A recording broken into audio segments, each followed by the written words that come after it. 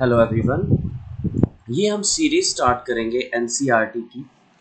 Polity हम discuss करेंगे इसमें 6 से 11 तक, और किस वे में आपको इसको एग्ज़ाम के लिए, कम्पिटिटिव एग्ज़ाम्स के लिए, एकेडमिक एग्ज़ाम्स के लिए पढ़ना चाहिए। इस बुक को, पॉलिटी को 6 से लेकर 12 तक हम यहाँ डिस्कस करेंगे। साथ में हम लक्ष्मीकांत भी डिस्कस करेंगे, और साथ में हम जो एनसीईआरटी के क्वेश्चंस मुझे लगेगा कि एग्ज़ाम्स के लिए सूटेबल हैं वो भी हम डिस्कस करेंगे। बस आपको ये करना है कि सबसे पहले तो चैनल को सब्सक्राइब करना है, उसके बाद इस चैनल को ज़्यादा से ज़्यादा शेयर करना है, ताकि देखो ये चीज़ मुझे भी कॉन्फिडेंस देगी कि मैं ज़्यादा से ज़्यादा सोसाइटी के लिए ज़्यादा से ज़्यादा आपके साथ शेयर कर सकूँ नॉलेज को। ठीक है, तो थैंक्स अ लॉट। इस चैनल को शेयर करें, सब्सक्राइब करें और कमेंट करें। Thank you. तो नेक्स्ट देखिए, हमारा टॉपिक पे आते हैं सीधे। तो जब भी आप कोई ना एसएसटी की बुक को ओपन करते हैं तो उसके ना फ्रंट में आपको एक इस टाइप का पेज मिलता है। ठीक है, तो जब स्टार्टिंग में बच्चे होते हैं उनको पता ही नहीं होता, ये सीधे पहले चैप्टर पे जंप करते हैं। ऐसा कुछ नहीं, हर पेज एनसीईआरटी ने बहुत अच्छे से बनाया हुआ है। बहुत हर एक पेज का, हर एक वर्ड का बहुत ही इम्पोर्टेंट मीनिंग है। तो सबसे पहला हमारा पेज ओपन करते ही, वहां पे बुक ओपन करते ही कॉन्स्टिट्यूशन ऑफ इंडिया का प्रियम्बल आता है। प्रियम्बल कि हमारे जो देश का कॉन्स्टिट्यूशन है वो किस टाइप का होगा। ये एक्चुअली में प्रियम्बल जो है ये क्रक्स है। क्रक्स, इसको आई कार्ड भी कहते हैं। आई कार्ड, आइडेंटिटी कार्ड भी कॉन्स्टिट्यूशन का कहते हैं। तो ये है क्या, मैं तो ये चाहूंगा कि आप सब इसको जो है एक वर्शिप में भी अपने साथ, जो मतलब स्कूल में जाते हो तो प्रेयर्स में भी ये साथ साथ में, जैसे प्रेयर्स में जन गण मन होता है उसी तरह से ये भी होना चाहिए। ठीक है, तो सबसे पहले आ जाता है इसमें क्या है, we the people of India. मतलब ये किसके, इसमें कौन से लोगों की बात की गई है, इंडिया के लोगों की बात की गई है। और कितनी उसमें क्या क्या कैसा होना चाहिए इंडिया। सॉवरन होना चाहिए 5 चीज़ों की: सॉवरन, सोशलिस्ट, सेकुलर, डेमोक्रेटिक और रिपब्लिक होना चाहिए। ठीक है, we the people of India having solemnly resolved to constitute India into a sovereign, socialist, secular, democratic republic and to secure all citizens. हर एक सिटीजन्स को क्या मिलना चाहिए, जस्टिस मिलना चाहिए, लिबर्टी होनी चाहिए, आज़ादी होनी चाहिए, इक्वलिटी होनी चाहिए और फ्रेटर्निटी होनी चाहिए। जस्टिस, कौन कौन सा जस्टिस की बात की गई थी इसमें, इसमें बात की गई है सोशल जस्टिस की, इकोनॉमिक जस्टिस की और पॉलिटिकल जस्टिस की। तो जस्टिस कौन सा, सोशल, इकोनॉमिकल और पॉलिटिकल होना चाहिए। लिबर्टी कैसी होनी चाहिए, लिबर्टी कैसी होनी चाहिए, thought, expression, belief, faith and worship. Liberty कौन कौन सी होनी चाहिए, thought, expression, belief, faith and worship की लिबर्टी होनी चाहिए। नेक्स्ट आ जाता है इक्वलिटी, किस में होनी चाहिए, स्टेटस में इक्वलिटी होनी चाहिए और अपॉर्चुनिटीज में इक्वलिटी होनी चाहिए, और ये चीज सब में प्रमोट भी करनी है। क्लियर हो गया। तो नेक्स्ट आ जाता है, अभी तक हमने पढ़ा, we the people of India have solemnly resolved to constitute India into a sovereign, socialist, secular, democratic republic and to secure all citizen justice, social, economic, political liberty of thought, expression, belief, faith and worship, equality of status and opportunity and to promote among them। Next आ जाता है fraternity. Fraternity से क्या आ जाता है, dignity of individual. Dignity, fraternity होनी चाहिए, फ्रेटर्निटी होनी चाहिए सब में, जिससे क्या आ जाएगी, देश में डिग्निटी आ जाएगी, यूनिटी।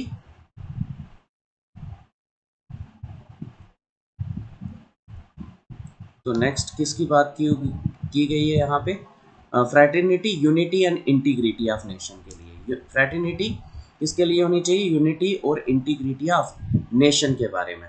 तो ये आ जाता है। नेक्स्ट, इन और कॉन्स्टिट्यूशन असेंबली में 26 डे ऑफ नवंबर माना जाता है। हमारा कॉन्स्टिट्यूशन किस दिन बन के आया था, 26 नवंबर 1949 को। 26 नवंबर 1949 को हमारा कॉन्स्टिट्यूशन बन के आ गया था। तो in our constituent assembly this 26 November 19 to dear to do hereby adopt, enact and give to ourselves this constitution। तो क्लियर हो गया। तो ये फ्रंट में हमारे हर एक बुक में अवेलेबल होता है। नेक्स्ट, हिस्ट्री क्या रही इस प्रियम्बल की। अब हम हिस्ट्री भी, इतना बुक पढ़ते हैं हम, इतनी एनसीईआरटी पढ़ो, एनसीईआरटी पढ़ो, उसके बारे में तो सबसे पहले हमें पता होना चाहिए प्रियम्बल। प्रियम्बल कहाँ से निकल के आया, objective resolution. Objective resolution put forward किया था जवाहरलाल नेहरू ने 13 दिसंबर 1946 को। ऑब्जेक्टिव रेजोल्यूशन जवाहरलाल नेहरू ने दिया था कब? 13 दिसंबर 1946 को। और फिर उसके बाद कॉन्स्टिट्यूएंट असेंबली क्या है, जो कॉन्स्टिट्यूशन बना रही थी उस असेंबली की बात की, अडॉप्ट किया, उसने मान लिया हाँ ये सही है ऑन 22 जनवरी 1947 को। तो अडॉप्ट ऑब्जेक्टिव रेजोल्यूशन पास किया था इससे, मतलब preamble is the modified form of objective resolution. सबसे पहली country, first country to have preamble कौन सी है? USA. First country to have preamble कौन सी है? यूएसए। ठीक है, रेजोल्यूशन को अडॉप्ट किया कॉन्स्टिट्यूएंट असेंबली ने 22 जनवरी 1946 को, और आफ्टर इंडिपेंडेंस ही ऑब्जेक्टिव रेजोल्यूशन बन के आया प्रियम्बल। इसमें बात की गई थी ना लिबर्टी, लिबर्टी कौन कौन सी? Liberty of thought, expression, belief and faith. Liberty of thought, expression, belief, faith and worship. तो ये जो कॉन्सेप्ट है लिबर्टी का, इक्वलिटी, इक्वलिटी किसकी? स्टेटस और अपॉर्चुनिटी की। फ्रेटर्निटी किसकी? For unity and integrity of nation. ये कहाँ से लिए गए हैं तीन वर्ड? फ्रेंच रेवोल्यूशन से लिए गए हैं। सोशल, ये जो जस्टिस की बात कर रहा है, सोशल, इकोनॉमिक, पॉलिटिकल जस्टिस, ये कहाँ से आए हैं? अगर पर्टिकुलरली रशियन रेवोल्यूशन से आए हुए हैं। क्लियर हो गया? नेक्स्ट आ जाता है ये जो पहले हमने पढ़ा, क्या पढ़ा था? We the people of India having solemnly resolve to constitute India into a secular socialist democratic Republic.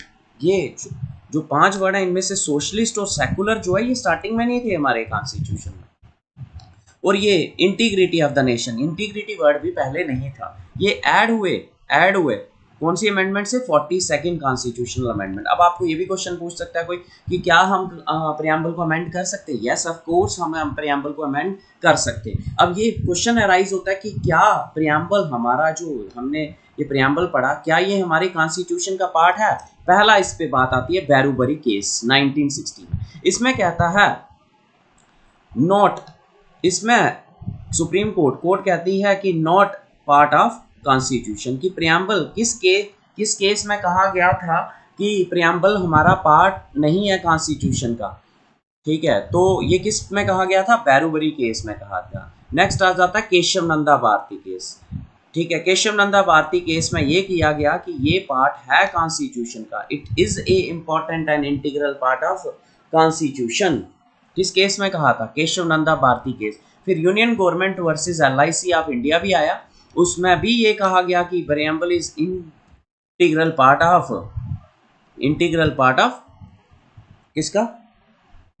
Constitution का। अब आर्टिकल पढ़ लेते हैं, एक आर्टिकल 394, आर्टिकल 394। तो आपको मैंने एक बात बताई ना कि हमारा कॉन्स्टिट्यूशन किस दिन बन के आया था? 26 नवंबर 1949। इसको हम 26 नवंबर को कॉन्स्टिट्यूशनल डे भी मनाते हैं, लेकिन ना क्या कहा, कुछ कॉन्स्टिट्यूशन असेंबली के मेंबर्स ने ये कहा कि हम आज इसको लागू नहीं करेंगे, हम इसको 26 जनवरी 1950 में लागू करेंगे। क्यों 26 जनवरी चुनी गई? क्योंकि हम ना 26 जनवरी 1930 से अपना फर्स्ट इंडिपेंडेंस डे मनाते आए हैं, तो इसलिए बोला कि हम इस दिन हिस्टोरिकल डे रखेंगे। तो 26 जनवरी आपको पूछा जाए, इस पे दो क्वेश्चन बनते हैं। 26 हमारा कॉन्स्टिट्यूशन किस दिन बन के आया? हमारा कॉन्स्टिट्यूशन 26 नवंबर को बन के आया। हमारा कॉन्स्टिट्यूशन लागू किस दिन हुआ? 26 जनवरी 1950 में। लेकिन आर्टिकल 394 ये बताता है कि कौन कौन से आर्टिकल थे जो लागू हो गए थे किस दिन? 26 नवंबर से। तो आर्टिकल 5 to 9 कौन से आर्टिकल हैं? ये आर्टिकल 5 to 9 जो है ये डील करते हैं सिटीजनशिप के साथ, ये वाले। 324 आर्टिकल 324 भी उस दिन लागू हो गया। ये इलेक्शन कमीशन के साथ डील करता है। इलेक्शन कमीशन के साथ कौन सा आर्टिकल डील करता है? 324। 367 प्रेसिडेंट को पावर देता है कि वो किसी भी स्टेट को फॉरेन स्टेट को अपनी स्टेट बना सकता है। 379 इसके बारे में भी। तो कौन कौन से आर्टिकल थे जो लागू हो गए थे 26 नवंबर को ही? 26 नवंबर को लागू हो गए थे 5, 6, 7, 8, 9, 324, 367, 379, 394। और ये केम इनटू फोर्स में किस दिन आ गए थे? ये 26 नवंबर को। लेकिन रेस्ट जो थे, रेस्ट कब लागू हुए? 26 जनवरी 1950 1950 में। तो मैंने आपको इसका ब्रीफ आइडिया दे दिया है हमारे प्रियम्बल का। कोई भी बुक आज भी बुक लीजिए, कोई भी एनसीईआरटी की उसका फ्रंट पेज निकालिए, वहाँ पे प्रियम्बल लिखा हुआ पाओगे आप। तो अब हम पढ़ते हैं कि इस पूरी एनसीईआरटी की पॉलिटी की 6th क्लास की सीरीज में हम क्या पढ़ने वाले हैं, ठीक है, with MCQs and all that. लेकिन आपको करना होगा सिर्फ सब्सक्राइब शेयर इसको। तो फर्स्ट टॉपिक आ जाता है, हम इस बुक में पढ़ने वाले हैं अंडरस्टैंडिंग डाइवर्सिटी। डाइवर्सिटी के बारे में देखो, हमारी कंट्री इतनी डाइवर्स है, कहाँ लद्दाख में किस टाइप के कल्चर है, और कहाँ केरला, वहाँ के उसके बारे में पढ़ना है। Next, diversity and discrimination. Diversity से जो डिस्क्रिमिनेशन हो रही है फंडामेंटल राइट्स के बारे में। फिर गवर्नमेंट क्या होती है, डेमोक्रेटिक गवर्नमेंट में क्या होना चाहिए। पंचायती राज को, बहुत ही इंपॉर्टेंट टॉपिक है पंचायती राज, हर एग्जाम में इसका क्वेश्चन पूछा जाता है। Rural administration, urban administration, rural livelihood, urban livelihood, इसके बारे में पढ़ेंगे। तो पंचायती राज का जो आइडिया है ये कौन से आर्टिकल से आया है, आर्टिकल 40 से आया हुआ है। आर्टिकल 40 जो होता है वो आइडिया देता है पंचायत का। फर्स्ट स्टेट कौन सी थी जिसमें पंचायत आई, first state to have panchayat वो थी Rajasthan. First state to have panchayat कौन सी है थी, राजस्थान, ठीक है, राजस्थान फर्स्ट स्टेट बनी जहां पे क्या आई हैं, पंचायत आई हैं 1957 से। फर्स्ट कार्बन फ्री पंचायत कौन सी बनी है, फर्स्ट कार्बन फ्री पंचायत कौन सी बनी है, अभी रिसेंटली बनी है, mention in the comment box, मैंने अपनी करंट अफेयर्स की वीडियोस में भी ये बताया हुआ है। नेक्स्ट और आ जाता है कि पंचायती राज जो है ये अमेंडमेंट से पहले नहीं हुआ करता था कि हर एक को ज़रूरी है पंचायत बनाना। पंचायती राज जो है ये 73rd कॉन्स्टिट्यूशनल अमेंडमेंट एक्ट से 1992 से हमारे कॉन्स्टिट्यूशन में है, पहले नहीं हुआ करती थी पंचायत। क्लियर हो गया। तो पंचायत कौन से आर्टिकल में से इंस्पायर है, आर्टिकल 40, और कौन से अमेंडमेंट से आई है, 73rd। फर्स्ट स्टेट कौन सी थी, राजस्थान, और आपको बताना है फर्स्ट कार्बन फ्री पंचायत कौन सी बनी है recently. Thanks a lot for listening, और ज़्यादा से ज़्यादा इसको शेयर एंड सब्सक्राइब करें। Thank you.